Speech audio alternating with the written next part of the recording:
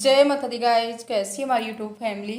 आप लोग बिल्कुल ठीक होंगे, खुश होंगे, अपनी ज़िंदगी में मस्त होंगे। माता रानी सबको खुश रखें। सो गाइस, सुबह के 6:30 बज रहे हैं और हमने पास्ता बॉईल करके रख दिया था। मनु यहाँ पर बना रहे हैं पास्ता। कह रहे मम्मा हम बहुत ही टेस्टी वाला पास्ता बना लेते हैं। हमने कहा बेटा बनाना ही चाहिए, पास्ता है, मैगी है, बना लेते हैं। तो दिन है आज सैटरडे। सैटरडे वाले दिन ना इन्हीं की ड्यूटी हम लगा देते हैं कि कुछ ना कुछ बच्चों को भी सीखना चाहिए और बनाना चाहिए।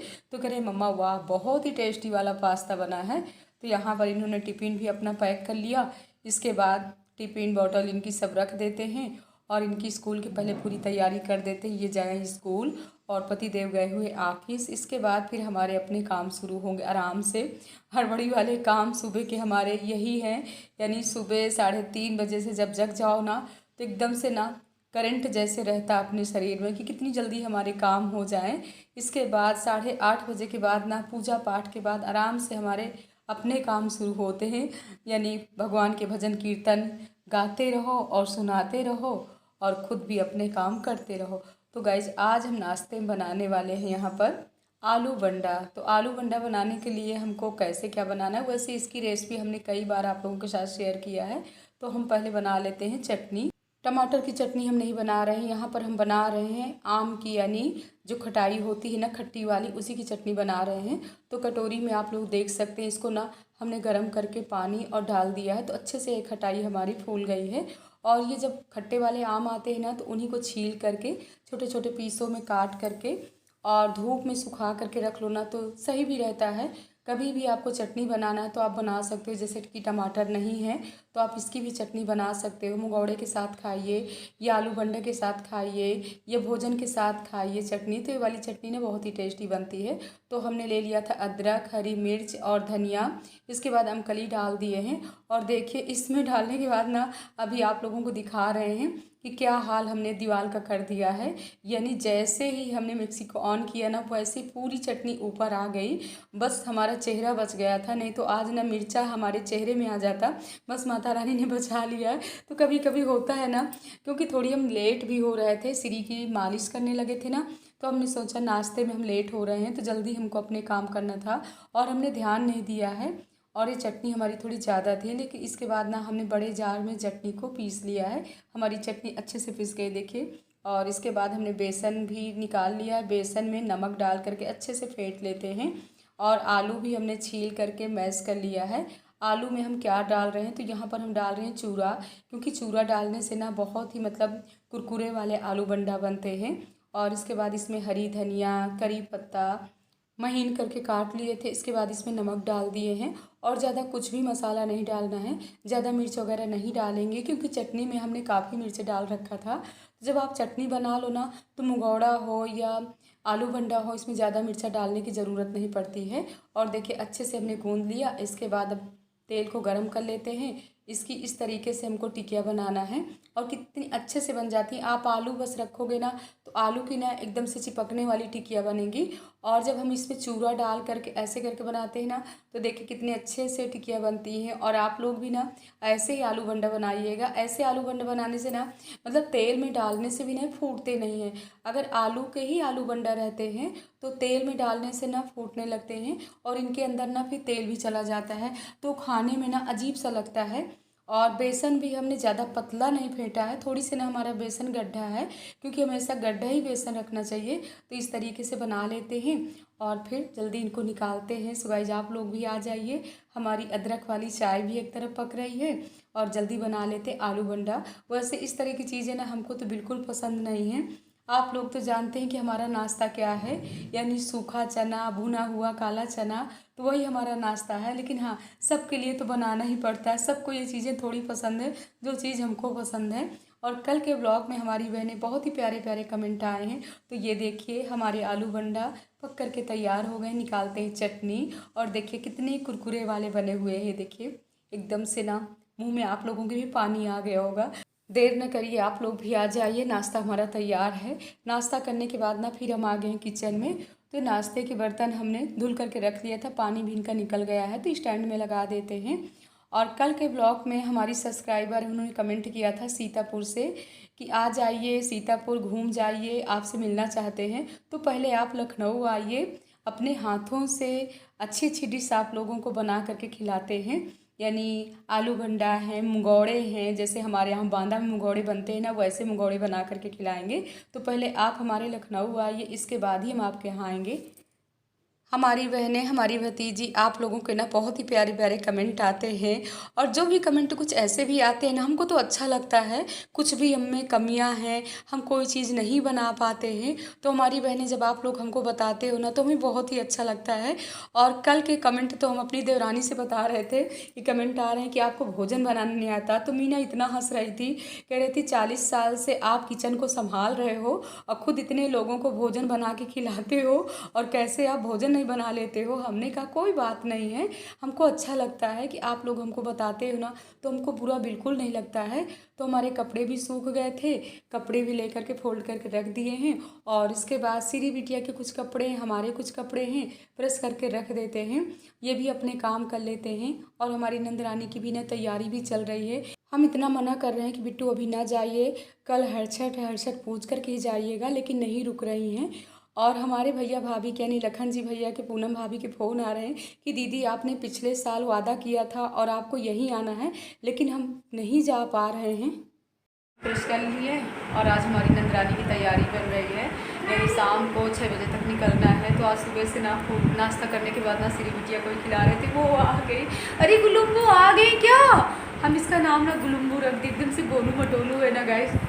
हेलो, अभी तक सो रहे थे, नाश्ता करने के बाद सो गए थे आप? बाबू आप ना जाओ, मनु भाई आएगा ना 7:30 बजे तो रोने लगेगा। हाँ, वो भी मनु ना, इसको ना जैसे स्कूल से कोचिंग से आते हैं ना, ये अगर ये सोती रहती ना तो इसको जगा लेते हैं कि सिरी उठो हम आ गए। सिरी मत जाओ बाबू, आपके बिना हम लोग कैसे रहेंगे बेटू?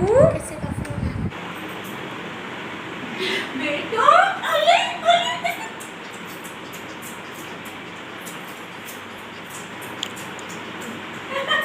नचू नचू नचू नचू नचू नचू नचू नचू करे नचू करे नचू करे बाबू, नचू नचू नचू नचू।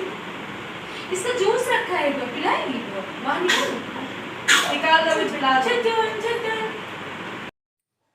शाम के 4 बज रहे हैं, तो थोड़ी बेसन हमारा सुबह का ही बच गया था, तो 2 आलू हमने छील लिया है, छोटे छोटे पीसों में काट लिया है। तो यहाँ पर बच्चों के लिए बना देते हैं पकौड़ी, और सबके लिए बना लिए हैं चाय। तो जल्दी नाश्ता कर लेते हैं। इसके बाद हम, मीना, नंदरानी आ गए हैं यहाँ पर। विशाल, सिरी बिटिया के लिए कुछ शॉपिंग कर लेते हैं, और छोटे छोटे बच्चों के लिए भी काफ़ी कपड़े लेना था। हम सूट डाल करके आए, क्योंकि साड़ी पहन के ना पैदल चलने में ना बहुत परेशानी होती है। इस मौसम में इतना पसीना आता है, और पसीने से ना साड़ी एकदम से चिपक जाती है, तो पैदल तो बिल्कुल नहीं चल पाते हैं। तो यहाँ से हमने थोड़ी बहुत शॉपिंग कर लिया है। इसके बाद जल्दी ही चलते हैं घर, क्योंकि हमको बहुत सी अभी तैयारी भी करना है।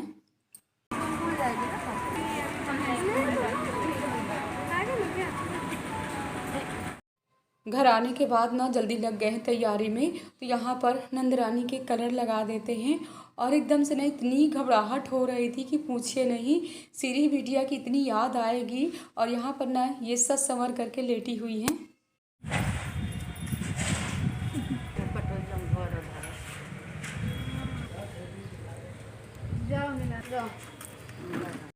सिरी ना सबसे मिल रही हैं, यानी इस कॉलोनी की ना सबसे ज़्यादा लाडली बेटी हैं।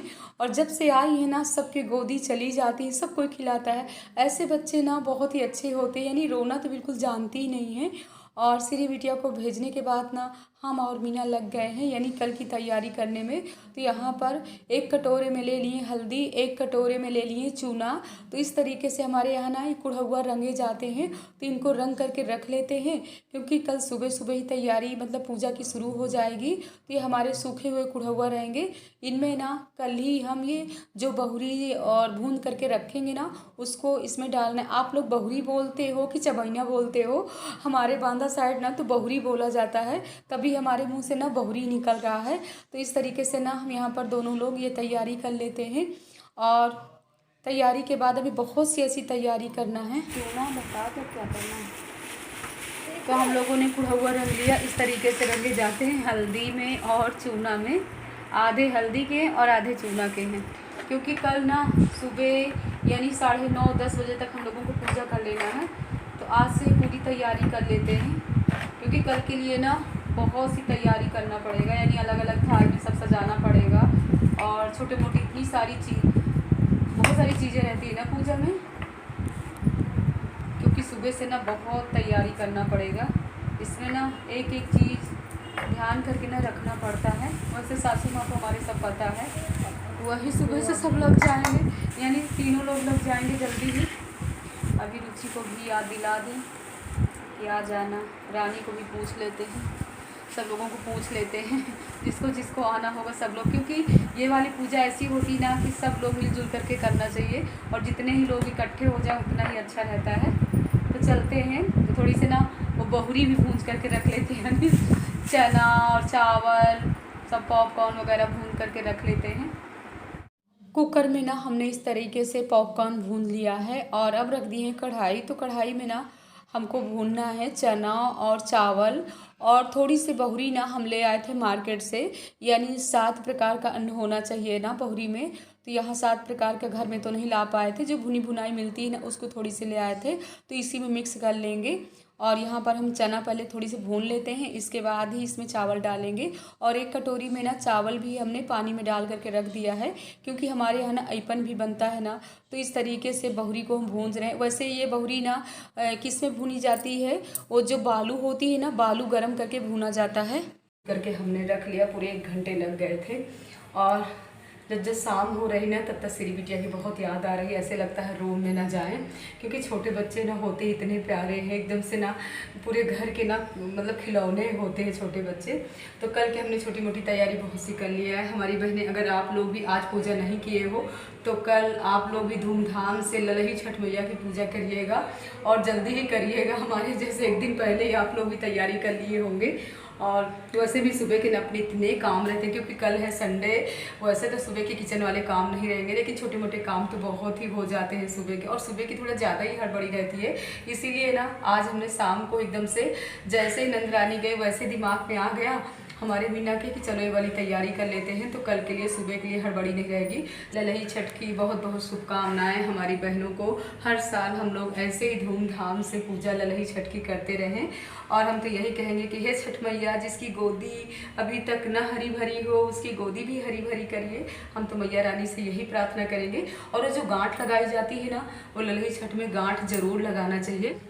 गांठ लगाने के बाद ना माता रानी से प्रार्थना करना चाहिए, तो ज़रूर माता रानी सुनती हैं, क्योंकि हमने किया था ना, तभी हम सब बहनों को भी बताते हैं कि आप लोग भी ऐसे ही करिएगा। सो गाइस, इस ब्लॉग का एंड करना चाहते हैं। ब्लॉग पसंद आए लाइक करिए, सब्सक्राइब करिए, शेयर करिए। ऐसे ही अपने बुआ को, दीदी को प्यार देते रहिए। जय माता दी गाइस, हर हर भोले।